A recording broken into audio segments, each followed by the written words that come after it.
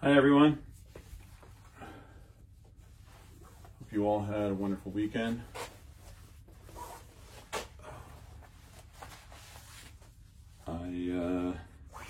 I did.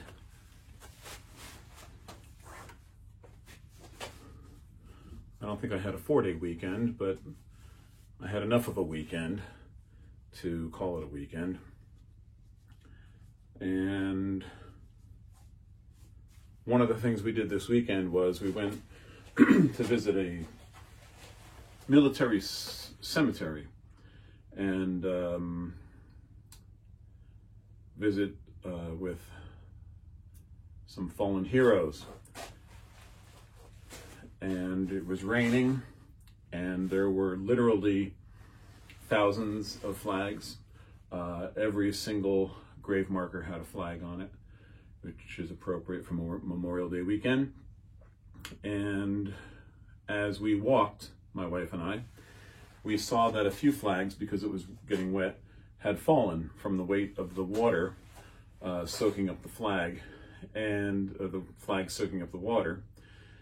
And so I bent to pick up the flag and stick it back in the ground. And then I saw another one and another one. And then I looked around and I realized this is a full-time job, putting all these flags back upright. So I made up my mind to go to a certain point, and I would take care of the flags from where I was standing to a certain point and hope that someone else later in the day would come along and fix the remainder, or else I would still be there today writing all those flags that tipped over. So that was my Saturday. A little ride down the turnpike, and we actually got a book on tape, so now we're listening to a new story, which I do enjoy, I have to say. Sometimes turn off the music, turn off your brain a little bit, and just listen to a good story. So I don't have a whole lot to share tonight, but I would like to share it at the bench. So why don't we go in there and spend a minute or two.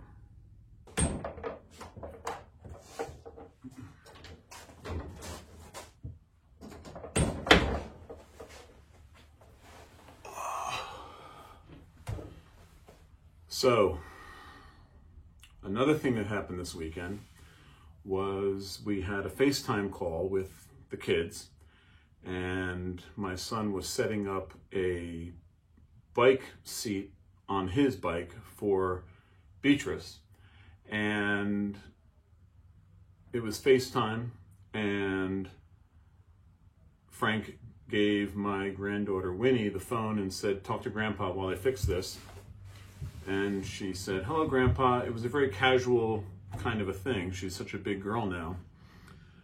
But I was quite startled when she said to her sister, "Beatrice, say hello to Grandpa." And this little voice said, "Hello, Grandpa." I was blown away because I don't think I had heard that before. And I had to double check with Winnie to make sure that I actually heard that correctly. It was a very odd kind of thing. So whether we like it or not, things are moving along in one of the other Geiger households, and much to our delight, I must say. So I don't want to spend a whole lot of time tonight except to explain a few things, that we are making plans to get those things done that we need to get done as administrators. And I wanted to spend a moment to talk to the students today about getting something done. It's unfortunate, but there are students still who owe us work. And we are being very, I think, we are being very gentle in our approach to getting this work back from students. We have students in all classes who, of course, do have some work to get done, which is understandable. It's not easy working at home. It's not easy sharing Wi-Fi. It's not easy sharing even perhaps the kitchen table with younger or older siblings. We understand all that. which is why I think we've been very cooperative when it comes to getting students to respond to our emails and our pleas to return the email, return the work, and get things completed. We even have students, I am told today, who owe work to gym class. Doesn't seem like that would be very difficult to take care of. And in this day and age of remote learning, it doesn't seem like that would take very much effort in order to get a decent grade in gym class while learning remotely. Mr. Healy tells me in particular that he basically asks for some evidence of your participation. And I would just suggest to you that if you are a student who has been reluctant to reach out to a teacher, there's two things going in your favor. The first is the teachers want to hear from you. They want to give you the credit you deserve for doing the work that you've done. Frankly, even if it's a little bit late, they want to hear from you and they want to help you figure this out so that you don't get a 0. And secondly, this Friday, we are having school, as we always do, but this Friday, teachers are setting aside office hours as well as their class time, specifically to reach out to students whose work is still being in need, and to basically ask students to Zoom with them or email them questions or concerns they have about getting this work back. It's critical with just a few weeks left of school that we get all the grades we possibly can from students so that we can say we've done our job completely, and we can honestly say that we've done everything we can to try to get the student to respond to us and get that work in.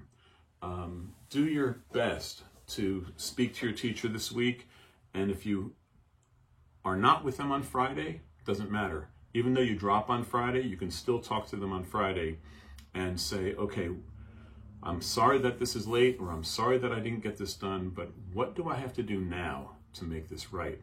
And the teachers will bend over backwards to do whatever they possibly can to assist you. I brought a prop with me today. This is upside down. This is a mask that I use when I'm woodworking, and I use it all the time when I'm cutting wood. And depending on the wood, there are some woods that I would say require a mask, such as this. I wouldn't want to cut into some wood and breathe in the oil or the treatment that the wood had prior to me getting it here in the garage. So I always use a mask when I'm making cuts on wood, or especially if I'm on the scroll saw, which creates a heap of dust. But unfortunately,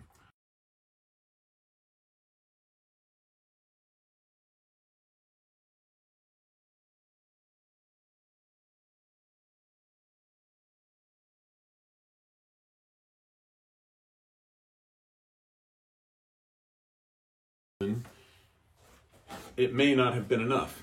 And Mrs. Geiger is very concerned about a slight cough I have developed, or congestion, if you will. And so there will be no more projects in the wood shop, I promised her, for 2 weeks. So I'm going to take a breather from cutting wood for 2 weeks, working on wood projects, but just for 2 weeks, and then I'm going to get back to it. But by then, we're going to be heavy into year-end plans. We're going to be heavy into getting things completed for our 8th grade. And so probably what I'm about to show you will be the last project of this school year so far as woodworking in Mr. Geiger's garage. But I always want to share with you guys not only just what I'm working on, but a completed project if I can. And I do that mostly for our students because, as I spoke to you before, getting it done is more critical sometimes than when you got it done. And so I am going to show you the finality of the project I had been working on for my daughter, the mailbox for the wedding, if you will. And quite proud of it. I think it came out pretty good. I had quite a time. I'll move it up here. I had quite a time getting the chain attached to the wood, and I ended up using staples, which is not as neat as I would like, and I still have some fixing to do on some of the staples, but I had brass staples and they did a pretty good job. If I had the expertise and more time, I might have used epoxy to embed this chain into the wood, but it rests here in a little joint that I made that the chain sits in, and then I stapled it in place. I was very lucky to have a piece of plexiglass in the garage, which my neighbor was astounded that this whole project did not require me to go shopping at all. The screws that hold it together on the inside, that hold the plexiglass on the inside, were taken from an old jar of 1,000 different screws, but I found 10 that match, and I was able to use them to hold in the plexiglass. And the bicycles on the top of the frame are, I think I've shared already, these were produced by Paige's grandfather when he was a metallurgist for Westinghouse. And on his lunch break, the men used to take wires and make all kinds of little sculptures, just freehand pieces of artwork on their lunch break. I do not know if Westinghouse approved of that or if these items should not have been taken out of that shop, but here they are. And the rest of this wood is all something that I had, if you will, in stock here in the garage. I had purchased this old barn wood to one day make gifts and things for a show that was canceled. So I had the wood here for that. And the wood in the back was just pine. You can see perhaps from that angle how I rounded the edges of the pine using sandpaper and chisels and other tools to give it, I think, a pretty good appearance.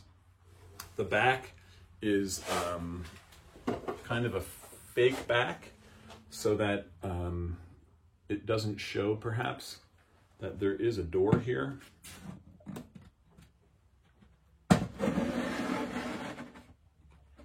So you can eventually get the contents out.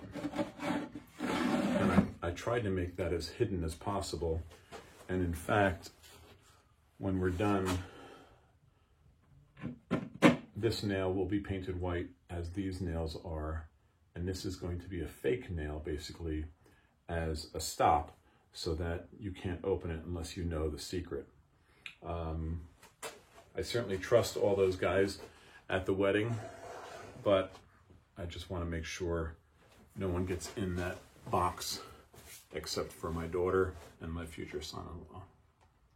So that's a wrap on the bicycle box, bicycle-based heart mailbox, if you will. And I hope you enjoy it. And this took many, many, many, many hours, and I could care less because it was a labor of love for my child.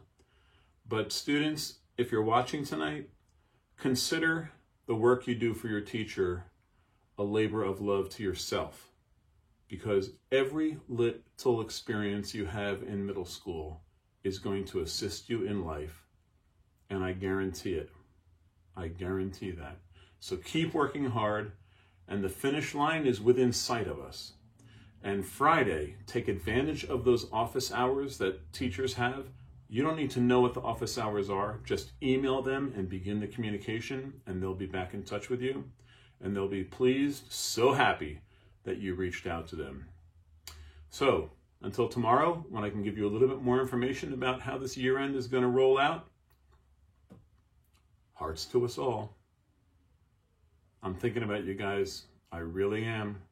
And I want you to do well. So keep up the good work. Take care, everybody.